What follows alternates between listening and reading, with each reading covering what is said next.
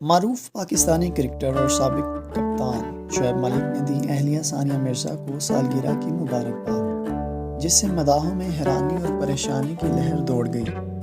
گزشتہ کئی دنوں سے شعیب ملک اور بھارتی ٹینس پلیئر ثانیہ مرزا کی طلاق کی خبریں گردش کر رہی ہیں، لیکن اب سالگرہ کی مبارکباد دینا اور شعیب ملک کے اس طرح سے اہلیہ پر پیار نچھاور کرنے کے عمل نے مداحوں کو تشویش میں ڈال دیا ہے۔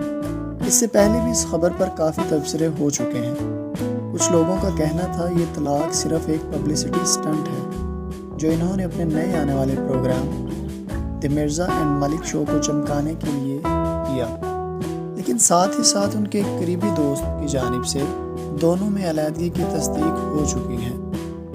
اس کے علاوہ ایک رائے یہ بھی ہے کہ پروگرام کے بعد دونوں میں علیحدگی کا اعلان کر دیا جائے گا۔ جوڑے کی طلاق کی اس کنٹروورسی کا آغاز آخر ہوا کہاں سے؟ اس کا آغاز ہوا ثانیہ مرزا کی ایک انسٹاگرام پوسٹ سے، جو نہ صرف ان کے پاکستانی بلکہ بھارتی مداحوں کے لیے بھی کافی حیران کن ثابت ہوئی۔ ثانیہ مرزا نے اپنی اس پوسٹ میں بیٹے اذہان کو سالگرہ کی مبارکباد دیتے ہوئے کہا، یہ لمحات مجھے مشکل دنوں کی یاد دلاتے ہیں، ان سے نکلنا آسان نہ تھا۔